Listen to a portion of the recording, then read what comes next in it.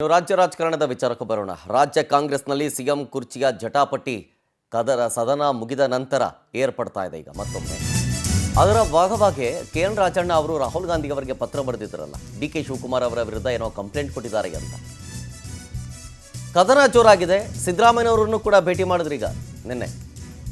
ಈಗ ಈ ಭೇಟಿ ಕುತೂಹಲಕ್ಕೆ ಕಾರಣವಾಗ್ತಾ ಇದೆ.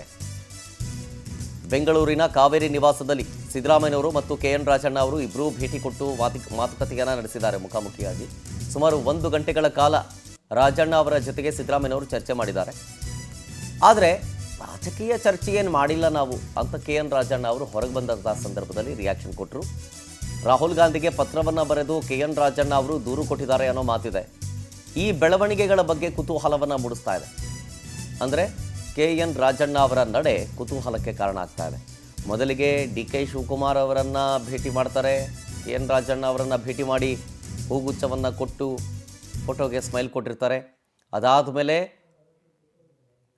ರಾಹುಲ್ ಗಾಂಧಿಯವರಿಗೆ ವೋಟ್ ಚೋರಿ ವಿಚಾರಕ್ಕೆ ಸಂಬಂಧಪಟ್ಟಂತೆ ಕ್ಲಾರಿಫಿಕೇಷನನ್ನು ಕೊಟ್ಟು ಆಮೇಲೆ ಇನ್ನೊಂದಷ್ಟು ವಿಚಾರಗಳನ್ನು ಪ್ರಸ್ತಾಪ ಮಾಡ್ತಾರೆ. 8 ಪುಟಗಳ ಒಂದು ಪತ್ರವನ್ನು ಬರೀತಾರೆ ಕೆಎನ್ ರಾಜಣ್ಣ ಅವರು. ಅದಾದ ಮೇಲೆ ಮತ್ತೆ ನಿನ್ನೆ ಸಿದ್ದರಾಮಯ್ಯನವರನ್ನು ಭೇಟಿಯಾಗಿದ್ದಾರೆ ಕೆಎನ್ ರಾಜಣ್ಣ ಅವರು. ಸೊ ಎಲ್ಲೋ ಒಂದು ಕಡೆ ಇದೆಲ್ಲವೂ ಕೂಡ ಆಲ್ ಡಾಟ್ಸ್ ಆರ್ ಕನೆಕ್ಟಿಂಗ್ ಅಂತಾರಲ್ಲ ಹಾಗೆ ಸಿಎಂ ಸಿದ್ದರಾಮಯ್ಯ ಮತ್ತು ಡಿಸಿಎಂ ಡಿಕೆ ಶಿವಕುಮಾರ್ ಅವರ ನಡುವೆ ಕುರ್ಚಿಯ ಫೈಟ್ ಅಂತೂ ಇದ್ದೇ ಇದೆ. ಆದರೆ ಸಿದ್ದರಾಮಯ್ಯ ಒಪ್ಪಂದ ಆಗಿಲ್ಲ ಅಂತ ಹೇಳಿದ್ದಾರೆ. ಉಪಮುಖ್ಯಮಂತ್ರಿ ಡಿಕೆಶಿ ಒಪ್ಪಂದ ಆಗಿದೆ ಅಂತಾರೆ. ಯಾವ ಹೇಳಿಕೆಯನ್ನೂ ತಳ್ಳಿ ಹಾಕುವಂತಿಲ್ಲ ಅಂತ ಕೆಎನ್ ರಾಜಣ್ಣ ಅವರು ಹೇಳಿದರು. ಸಿಎಂ ಜೊತೆ ಯಾವುದೇ ರಾಜಕೀಯ ಚರ್ಚೆ ಆಗಿಲ್ಲ ಅಂತ ಕೂಡ ಹೇಳಿದ್ರು ಕೆಎನ್ ರಾಜಣ್ಣ. ಸಿಎಂ ಸಿದ್ದರಾಮಯ್ಯನವರನ್ನ ಭೇಟಿ ಮಾಡಿದ ಮೇಲೆ ಕೆಎನ್ ರಾಜಣ್ಣ ಅವರ ರಿಯಾಕ್ಷನ್ ಹಿಂಗಿತ್ತು. ಕಾಂಗ್ರೆಸ್ ಸಂಘಟನೆ ಸೇರಿ ಹಲವು ವಿಚಾರಗಳ ಬಗ್ಗೆ ಚರ್ಚೆ ಆಗಿದೆ. ಅಪೆಕ್ಸ್ ಬ್ಯಾಂಕ್ ವಿಚಾರವಾಗಿ ಏನು ಚರ್ಚೆ ಆಗಿಲ್ಲ.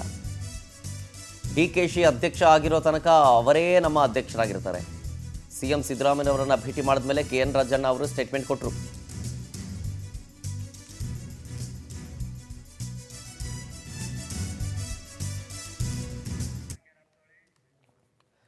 ನೋಡಿ, ಮೊನ್ನೆ ಅಷ್ಟೇ ಡಿಕೆ ಶಿವಕುಮಾರ್ ಅವರನ್ನು ಭೇಟಿಯಾಗಿದ್ದ ಸಂದರ್ಭದ ಫೋಟೋ ಅದು. ಸ್ಮೈಲ್ ಕೊಡ್ತಿದ್ರು ಇಬ್ಬರು ಉಭಯ ನಾಯಕರು. ಅದಾದ ಮೇಲೆ ರಾಹುಲ್ ಗಾಂಧಿ ಅವರಿಗೆ ಸುದೀರ್ಘ 8 ಪುಟಗಳ ಒಂದು ಪತ್ರವನ್ನು ಬರೀತಾರೆ. ಅದರಲ್ಲಿ ತಮ್ಮ ಒಂದು ಹೇಳಿಕೆ ವಿಚಾರ ಸಂಬಂಧ, ವೋಟ್ ಚೋರಿ ವಿಚಾರ ಸಂಬಂಧ, ಸಚಿವ ಸ್ಥಾನವನ್ನು ಕಳ್ಕೊಳ್ಬೇಕಾಯ್ತಲ್ಲ, ಆ ಸಂದರ್ಭವನ್ನು ವಿತ್ ಟ್ರಾನ್ಸ್ಲೇಷನ್ ಅವರು ರಾಹುಲ್ ಗಾಂಧಿ ಅವರಿಗೆ ಪತ್ರ ಬರೆದು ಇನ್ನೊಂದಷ್ಟು ವಿಚಾರಗಳ ಬಗ್ಗೆ ಪ್ರಸ್ತಾಪ ಮಾಡಿದ್ದಾರೆ ಅದರಲ್ಲಿ. ಅದಾದ ಮೇಲೆ ಸಿದ್ದರಾಮಯ್ಯನವರನ್ನು ನೆನೆ ಕೆಎನ್ ರಾಜಣ್ಣ ಅವರು ಭೇಟಿ ಮಾಡಿ ಮಾತುಕತೆ ನಡೆಸಿದ್ದಾರೆ. ಒಟ್ಟಿನಲ್ಲಿ ಡಿಕೆ ಶಿವಕುಮಾರ್ ಅವರ ಭೇಟಿ, ರಾಹುಲ್ ಗಾಂಧಿ ಅವರಿಗೆ ಬರೆದಂಥ ಪತ್ರ, ಈಗ ನಿನ್ನೆಯ ಸಿದ್ದರಾಮಯ್ಯನವರ ಭೇಟಿ, 3 ಬೆಳವಣಿಗೆಗಳು ಒಂದೇ ಕಡೆ ಬೊಟ್ಟು ಮಾಡಿ ತೋರಿಸ್ತಾ ಇದೆ. ಅದು ನಾಯಕತ್ವ ಬದಲಾವಣೆಯ ವಿಚಾರ, ಜೊತೆಗೆ ಸಂಪುಟ ಪುನರ್ರಚನೆಯ ವಿಚಾರ.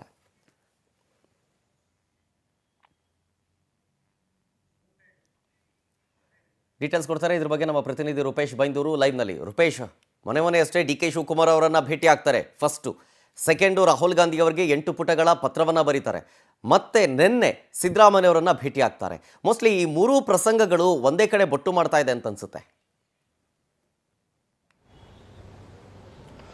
ನಿಜ. ಯಾಕಂತ ಹೇಳಿದ್ರೆ ಈಗ ಎಲ್ಲವೂ ಕೂಡ ರಾಜ್ಯ ರಾಜಕಾರಣದಲ್ಲಿ ಒಂದಿಷ್ಟು ಚರ್ಚೆಗಳಾಗ್ತಾ ಇರುತ್ತೆ. ಅದೇ ರೀತಿಯಾಗಿ ರಾಜಣ್ಣ ಅವರೇ ಈ ಚರ್ಚೆಯ ಕೇಂದ್ರ ಬಿಂದು ಆಗ್ತಾರೆ. ಯಾಕಂತ ಹೇಳಿದ್ರೆ ರಾಜಣ್ಣ ಒಂದು ಅಗ್ರೆಸಿವ್ ಆಗಿರ್ತಕ್ಕ ಸ್ಟೇಟ್ಮೆಂಟ್ ಅನ್ನು ಕೊಡ್ತಾರೆ. ಅದೇ ರೀತಿ ಸಿಎಂ ಆಪ್ತ ಬಲದಲ್ಲಿ ಗುಡಿಸ್ಕೊಂಡಿದ್ದಾರೆ.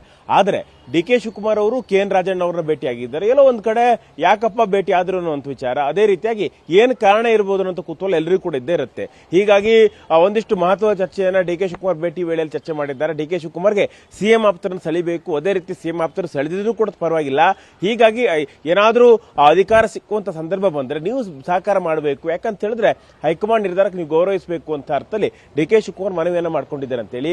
ಹೀಗಾಗಿ ಈ ಮನವಿ ಆಧಾರದಲ್ಲಿ ಈಗ ಇಲ್ಲಿಗ ಕೆಎನ್ ರಾಜಣ್ಣ ಅವರನ್ನ ಹಿಂದೆ ಡಿಕೆ ಶಿವಕುಮಾರ್ ಭೇಟಿ ಆದ್ರಲ್ಲ, ಅದಾದ ಬಳಿಕವಾಗಿ ಡಿಕೆ ಶಿವಕುಮಾರ್ ವಿರುದ್ಧನೇ ಒಂದು ಪತ್ರವನ್ನು ಬರೀತಾರೆ. ಯಾಕಂತ ಹೇಳಿದ್ರೆ ಇಲ್ಲಿಗ ಬೇಲೆಗಳ ನೇಮಕಾತಿ ಇರಬಹುದು, ಅದೇ ರೀತಿ ಬೇರೆ ಬೇರೆ ವಿಚಾರ ಪ್ರಸ್ತಾಪ ಮಾಡ್ತಾರೆ.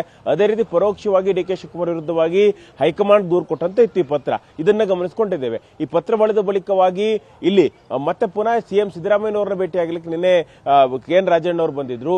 ಈ ಸಂದರ್ಭದಲ್ಲಿ ಮಹತ್ವದ ಚರ್ಚೆಗಳನ್ನು ಮಾಡಿದ್ದಾರೆ. ಯಾಕಂತ ಹೇಳಿದ್ರೆ ಡಿ.ಕೆ. ಶಿವಕುಮಾರ್ ಭೇಟಿ ವೇಳೆ ಏನೇನು ಚರ್ಚೆ ಆಯಿತು, ಡಿ.ಕೆ. ಶಿವಕುಮಾರ್ ಮೈಂಡ್ ಸೆಟ್ ಯಾವ ರೀತಿಯಾಗಿದೆ, ಈ ವರದಿಯನ್ನ ಸಿಎಂ ಸಿದ್ದರಾಮಯ್ಯ ಒಪ್ಪಿಸಿದ್ದಾರೆ. ಅದೇ ರೀತಿಯಾಗಿ ಈಗ ಸಿಎಂ ಸಿದ್ದರಾಮಯ್ಯನವರ ಭೇಟಿ ವೇಳೆಯಲ್ಲಿ ಇನ್ನೊಂದಿಷ್ಟು ವಿಚಾರವೂ ಕೂಡ ಚರ್ಚೆಯನ್ನು ಮಾಡಿದ್ದಾರೆ. ಏನಂತ ಹೇಳಿದ್ರೆ ಅಪೆಕ್ಸ್ ಬ್ಯಾಂಕ್ ನೇಮಕಾತಿಗಳು ಈ ವಿಚಾರವಾಗಿದೆ. ಅದೇ ರೀತಿಯಾಗಿ ಇನ್ನುಳಿದಂತೆ ಈಗ ಸಹಕಾರಿ ಖಾತೆ ಸಿಎಂ ಬಳಿದೆ, ಈ ವಿಚಾರವಾಗೂ ಕೂಡ ಚರ್ಚೆ ಮಾಡಿದ್ರೆ ಅಂತ ಹೇಳಲಾಗ್ತಾ ಇದೆ. ರಾಜ್ಯ ರಾಜಕಾರಣದಲ್ಲಿ ಮತ್ತೊಂದಿಷ್ಟು ಚರ್ಚೆಗಳೇನಂತ ಹೇಳಿದ್ರೆ ಸಿಎಂ ಬದಲಾವಣೆ ಚರ್ಚೆ. ಹಾಗೆ ಈ ಸಿಎಂ ಬದಲಾವಣೆ ಚರ್ಚೆಗೆ ಸಂಬಂಧಪಟ್ಟಂತೆ ಹೈಕಮಾಂಡ್ ಲೆಟರ್ ಬರೆದಲ್ಲ, ಆ ಲೆಟರ್ನ ಸಾರಾಂಶವನ್ನ ಸಿಎಂ ಸಿದ್ದರಾಮಯ್ಯನವರಿಗೆ ಒಂದಿಷ್ಟು ವರದಿಯನ್ನು ಹೇಳಿದ್ದಾರೆ ಅಂತ ಹೇಳಲಾಗ್ತಾ ಇದೆ. ಒಟ್ಟಾರೆಯಾಗಿ ಡಿ.ಕೆ. ಶಿವಕುಮಾರ್ ಸುಲಭಕ್ಕೆ ಅಧಿಕಾರ ಬಿಟ್ಕೊಡ್ಬಾರ್ದು. ಹೈಕಮಾಂಡ್ ಈಗ ರಾಹುಲ್ ಗಾಂಧಿ ಅಂಗಳಕ್ಕೆ ಚೆಂಡನ್ನು ಬಿದ್ದಿರೋದ್ರಿಂದ ಅಷ್ಟು ಸುಲಭಕ್ಕೆ ಅಧಿಕಾರ ಬಿಟ್ಕೊಡ್ಬಾರ್ದು ಅಂತೇಳಿ ಸಿಎಂ ಆಪ್ತರು ಹೇಳ್ತಿದ್ದಾರೆ. ಅದೇ ರೀತಿ ಸಿಎಂ ಅಷ್ಟು ಸುಲಭಕ್ಕೆ ಅಧಿಕಾರ ಬಿಟ್ಟುಕೊಡ್ಲಿಕ್ಕೆ ಒಪ್ಕೊಳ್ಬಾರ್ದು ಅನ್ನೋದು ಕೂಡ ವಿಚಾರವನ್ನ ಕೆ.ಎನ್. ರಾಜಣ್ಣ ಪ್ರಸ್ತಾಪಿಸಿದ್ದಾರೆ. ಅದೇ ರೀತಿಯಾಗಿ ಯಾಕಂತ ಹೇಳಿದ್ರೆ ಈಗ ಈ ರಾಜಣ್ಣ ಅವರು ಹೇಳಿಕೆಯನ್ನೇ ತಪ್ಪಾಗಿ ತಿರುಗಿಸಿ ಅವ್ರನ್ನ ಆ ಕ್ಷಣದಿಂದ ಉಚ್ಚಾಟನೆ ಮಾಡುವಂತಹ ಕೆಲಸವನ್ನು ಮಾಡಾಯ್ತು. ಸ್ಥಾನದಿಂದ ಅವ್ರನ್ನ ಕೆಳಗಿಳಿಸಲಾಯಿತು. ಈ ರೀತಿಯಾಗಿರ್ತಕ್ಕಂಥ ಹೇಳಿಕೆಯನ್ನೇ ತಪ್ಪಾಗಿ ಮಾಡಿ ನನ್ನ ವಿರುದ್ಧನೇ ಒಂದಿಷ್ಟು ದೂರುಗಳನ್ನ ಹೈಕಮಾಂಡ್ ಅಂಗಳಕ್ಕೆ ರವಾನಿಸುತ್ತ ಮಾಡಿದ್ದು ಒಂದು ಟೀಮ್ ಕೆಲಸ ಮಾಡಿತ್ತು.